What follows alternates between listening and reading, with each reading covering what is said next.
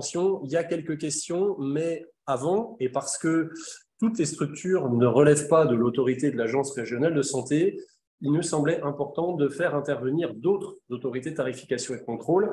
Et c'est donc pour ça qu'on a sollicité Madame Lisa Merger, qui est directrice de l'autonomie au département 54. Alors, le département 54 n'est pas représentatif de tous les départements. Réciproquement, on ne pouvait pas solliciter tous les départements pour qu'ils interviennent les uns après les autres. Voilà. Merci à vous, Madame Merger, d'avoir accepté l'invitation et on vous cède donc la parole pour nous dire deux mots du pilotage par le département 54 de ce déploiement de l'évaluation de la qualité. Merci, avec plaisir. Merci à vous de m'avoir proposé d'intervenir. Donc, j'ai suivi avec grand intérêt le début des échanges et les questions nombreuses. Donc, c'est bien parce que, en fait, sans le savoir, je vais totalement rebondir sur la fin de la présentation de Marie-Hélène Caillé. Donc, on a...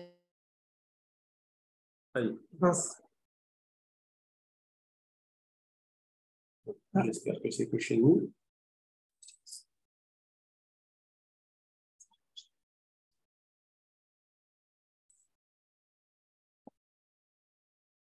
Bon, alors, nous nous sommes suspendus dans le temps. Éco-sociaux. Ah. Je m'explique. Pardon, je vous interromps. On a eu une coupure de son en ce qui vous concerne. Ah ben, je crois qu'on a été carrément coupé tout court. Ah oui. Où est-elle? Ah, voilà. Voilà. Est-ce que vous nous entendez, Madame Merger?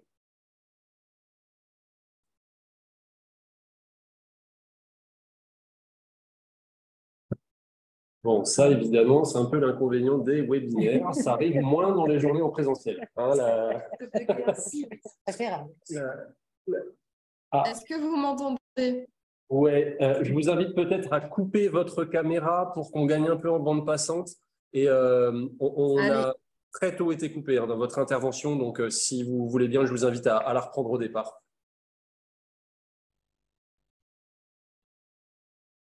Pas de problème.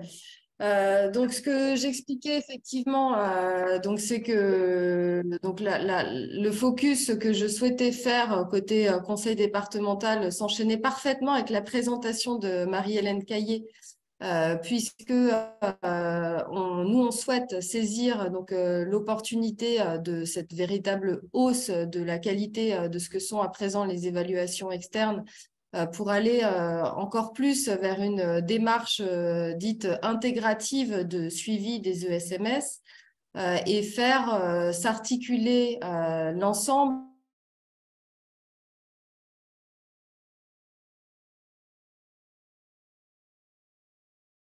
de nos établissements. Un petit schéma que vous avez sous les yeux, effectivement, on a ces évaluations externes, on a les temps forts que sont les temps de négociation des CPOM et d'allocation des moyens, le suivi quotidien des établissements et services à travers les réclamations, et puis les autorisations et leur renouvellement, et puis bien sûr les temps un peu plus rares mais néanmoins essentiels d'inspection et de contrôle. Ce qu'on souhaite, en tout cas pour l'instant, c'est pour les temps d'inspection et de contrôle que l'évaluation nous permette de déjà mieux cibler les établissements à contrôler prioritairement, et puis bien sûr aussi à préparer les contrôles et les entretiens avec les professionnels et les usagers.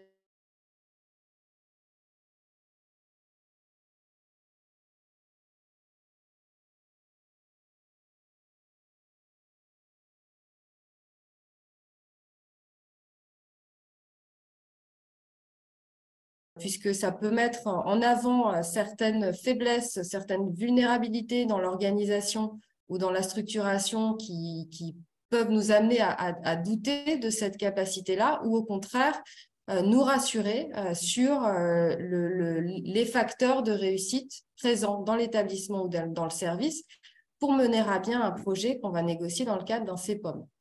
Et puis, elle va nous aider aussi à y voir plus clair sur l'adéquation des moyens budgétaires alloués à l'établissement ou au service. Et quand je dis moyens budgétaires, c'est évidemment les moyens humains qui se cachent derrière. Par rapport au suivi quotidien et aux autorisations, donc, qui sont deux grands rôles, deux grandes missions que nous avons en tant qu'autorité de tutelle, il est question que l'évaluation nous aide à analyser la récurrence de certains dysfonctionnements que nous, on peut évidemment connaître, mais de manière très épisodique ou par à-coup, alors que l'évaluateur externe va avoir la capacité, effectivement, de les pointer et de les expliquer parfois. Donc, c'est un gain de temps assez significatif pour nous quand on peut se plonger dans une évaluation et comprendre pourquoi on a 3, 4 IG qui surviennent dans l'espace de quelques mois sur un sujet ou un autre. Et puis, c'est aussi un document ressource extrêmement précieux pour juger de la pertinence du renouvellement de l'autorisation. Donc, évidemment, on est dans un cas de figure quand même extrêmement majoritaire.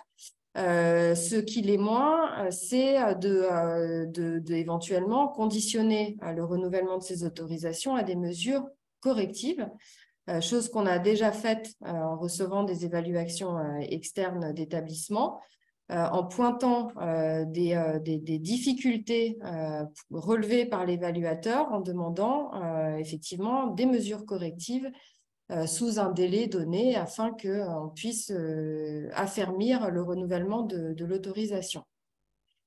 Alors, il y a des conditions de réussite assez importantes pour qu'on puisse entrer dans cette démarche. Alors, ça a été évoqué à plusieurs reprises déjà, mais il faut qu'on se trouve dans un cadre chronologique cohérent entre l'évaluation externe, le renouvellement de l'autorisation, le CEPOM et les inspections éventuelles. Il faut que toutes ces démarches, déjà l'essentiel est que toutes ces démarches aient une cohérence et la plus grande cohérence possible pour le gestionnaire de l'établissement ou du service, mais également pour que nous, autorités de tutelle, on puisse se nourrir de l'évaluation externe pour négocier le CEPOM ou pour conduire une inspection. On est donc à l'heure actuelle, effectivement, comme le soulignait l'Agence régionale de santé, dans une phase transitoire, et pour être aussi dans cette cohérence de chronologie entre les différentes démarches liées aux établissements et services, on a effectivement cette souplesse de la part donc, des autorités de tutelle, puisque de la même manière que l'ARS, on est parfaitement en phase avec la doctrine et les 5 critères, on accorde très généralement, on donne notre accord sur les recours gracieux qui sont déposés pour un report d'échéance, et notamment ceux qui sont fondés sur un souhait de mise en cohérence des démarches du point de vue du gestionnaire. Puisque, évidemment, cette évaluation externe, elle doit bénéficier en premier lieu, non pas à nous autres autorités de tutelle, mais évidemment aux établissements et services. Dans nos services en interne, pour pouvoir bénéficier à plein de cette nouvelle démarche, de ce nouveau référentiel, je le dis, mais c'est quand même une vérité, il faut aussi qu'on dispose d'agents référents en nombre suffisant, qui connaissent les établissements et les services et qui disposent de l'ensemble des éléments, suffisamment de temps pour mettre en lien les différentes démarches. Les chiffres assez colossaux des établissements sous tutelle partagée ou exclusive de l'ARS ont été rappelés. Modestement, nous, en Meurthe-et-Moselle, effectivement, on a le suivi de 265 établissements et services, dont 188 qui sont sous compétence exclusive. Nécessairement, pour qu'on puisse se plonger dans les évaluations, s'y replonger au moment de la négociation des CEPOM, s'y plonger à nouveau en cas d'inspection, il faut qu'on ait des effectifs suffisamment calibrés. Et ça implique aussi le fait d'avoir cette démarche cohérente et intégrative, d'avoir des réflexes organisationnels, et notamment dans la préparation des missions d'inspection, il faut qu'on ait, quand elles sont conjointes, des temps de partage et de lecture commune sur les bilans d'évaluation externe, si tant est qu'ils aient été menés avant la mission d'inspection. Et enfin, bien sûr, il faut qu'on ait un système d'information assez performant qui nous permette de faire le lien entre autorisation, CPOM, moyens, évaluation externe, et j'en passe. Et ça, c'est effectivement ce sur quoi on est en train de réfléchir aussi, nous, au niveau du conseil départemental, pour pouvoir aussi faciliter le suivi de toutes ces démarches. J'en ai fini, je n'irai pas plus loin. Je souhaitais simplement insister sur ce point de complémentarité entre les différentes démarches qui nous animent en tant qu'autorité de tutelle.